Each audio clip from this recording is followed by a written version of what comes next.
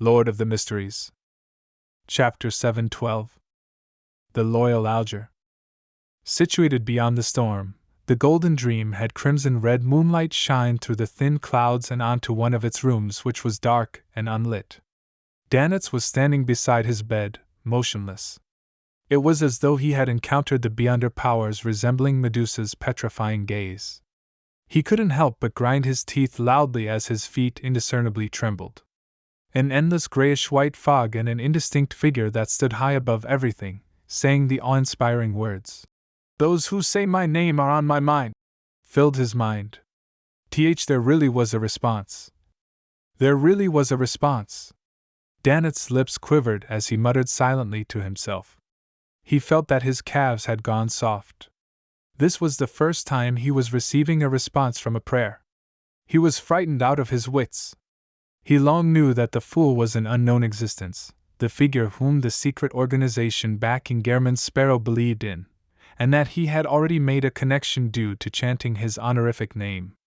If he had any actions of disloyalty or betrayal, he would immediately die a baffling death, but this knowledge stemmed from the knowledge Vice Admiral Iceberg Edwina had taught him. He had never encountered similar situations before, and he had never imagined that an unknown existence would respond to him. When the fog, figure, and voice suddenly appeared before his eyes and ears, he learned for the first time that mighty existences would directly respond to their believers. Yes, deep down, Danitz had unknowingly changed the unknown existence into a mighty existence. Just as he recovered from his shock, he hurriedly took a few deep breaths as he attempted to pace about to relieve the remnant horrors in his heart. However, just as he took a stride with his right foot, he discovered that his legs had gone limp. All he could do was collapse onto his bed before barely managing to turn around to sit up. "It really is a magnificent existence. It's real," Danitz muttered softly as he came to a clear realization that he had involved himself in something serious.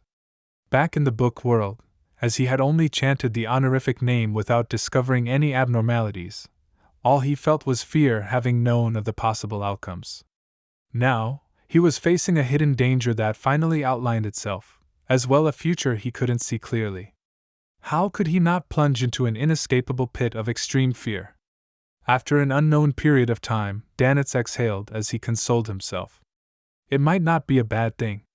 At the very least, Gehrman's Sparrow is still living, and he's leading quite a good life. Upon having this thought, he forced a smile. I'm a member of a secret organization, and in the future, a person blessed by a magnificent existence. As his thoughts raced, Danitz decided to pray every morning when he woke up. He believed that no existence would dislike a pious believer. Of course, he would keep in mind the revelation and often pray inwardly. The next morning, Klein woke up normally, having exhausted himself the previous night. He slowly got out of bed and saw that the skies were blue and the ground outside was wet.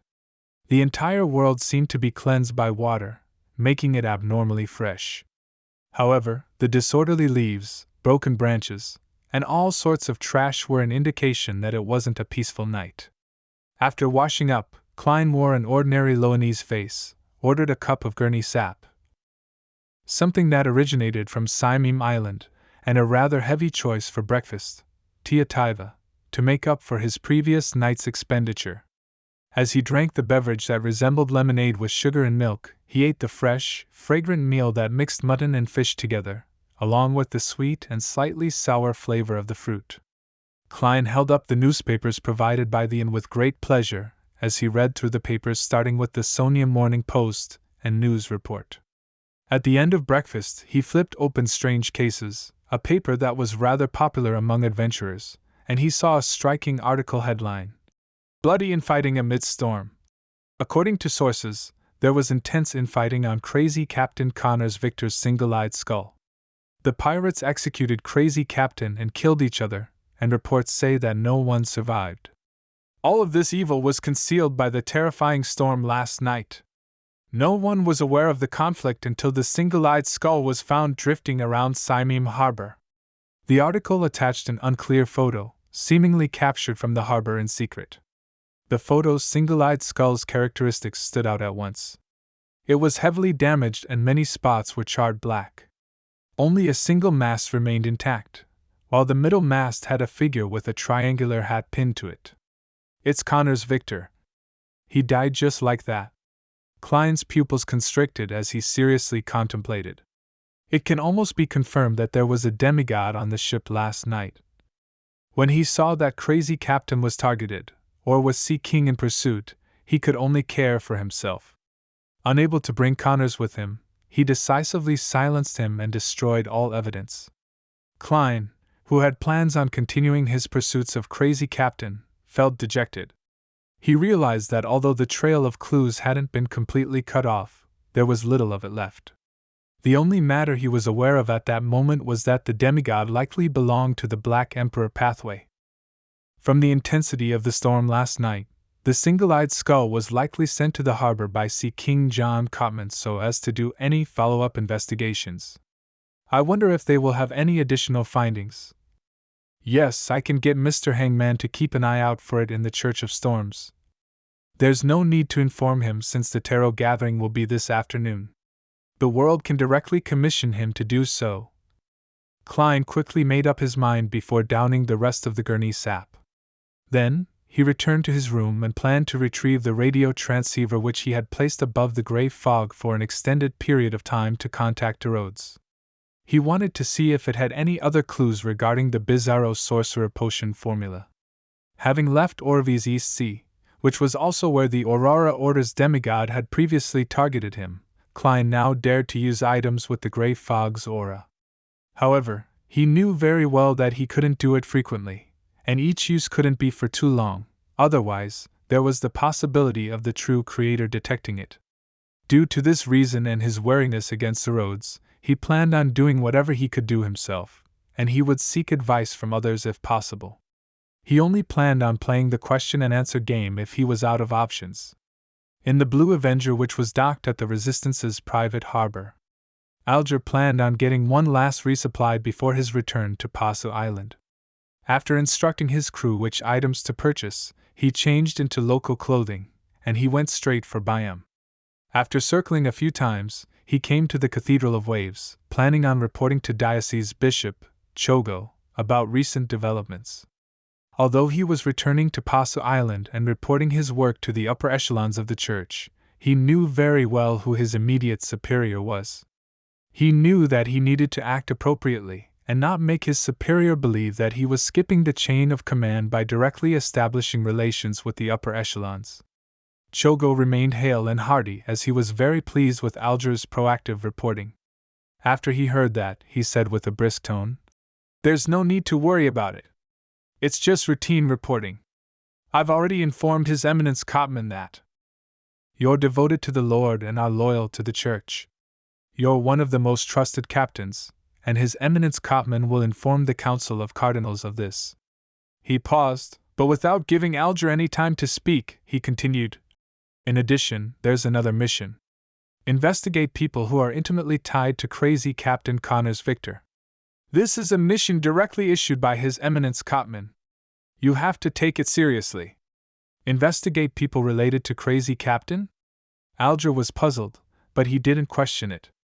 Instead, he struck his right fist on his left breast and said, "Yes, Your Excellency." The grizzled Chogo nodded and thought for 2 seconds before asking, "Do you know Gehrman Sparrow?" This question sounded like a bolt out of the blue. It left Alger's pupils constricting as he nearly lost control on the spot. Thankfully, he was mentally strong, allowing him to barely maintain his normal state. "I've heard of him. He's been very famous recently. Not only has he hunted Wormtongue Mither and seriously injured Tracy, but he has also boarded Katla's Future." Alger droned on to hide the stirrings in his heart. Chogo made a terse acknowledgement. "You were at sea, so you're a little behind on the news. Gehrman Sparrow killed Curtius at Toscarter last week and obtained his bounty. He, that pirate was indeed a devil, a Sequence 5 devil." "Curtius? Agalito's second mate?" Alger asked with very honest emotions. He knew that Curtius was suspected to be a Sequence 5, but he didn't know that he was of the devil pathway. And the fact he was both a Sequence 5 and a devil meant plenty of things. It meant that he was difficult to kill, which meant that Gehrman Sparrow had very likely killed Curtius during a sudden encounter. This meant that Gehrman Sparrow was already at the pinnacle of Sequence 5's. If it wasn't because he was seeking to purchase the Sequence 4 potion formula, I might even suspect that he had become a demigod. Alger thought, feeling perturbed. He was alarmed to realize that in a week, the world had obtained the Sequence 5 Ocean Songster potion formula and main ingredient, killed a Sequence 5 devil, and might very possibly have a Sequence 6 notary potion formula in hand as well. How did he do it? Alger realized that he was feeling a little frightened of the world. Of course, it wasn't something unacceptable for him. This was because he knew that the world was Mr. Fool's blessed representative. And Mr. Fool's blessed clearly wasn't a single person. If one was responsible for the notary potion formula, while another was responsible for the ocean songster, then it was possible that Gehrman Sparrow had only killed Curtius. Although this similarly left one apprehensive, it didn't seem like a fabricated story. Chogo nodded solemnly. Yes, Agalito's lack of reaction implies something. Focus on gathering information about Gehrman Sparrow. All right, Your Excellency. Alger bowed reverently, having already decided to be perfunctory with the mission as much as he could. Inside the inn, Klein placed the radio transceiver on the table. Before long, rushed clacking sounds were heard.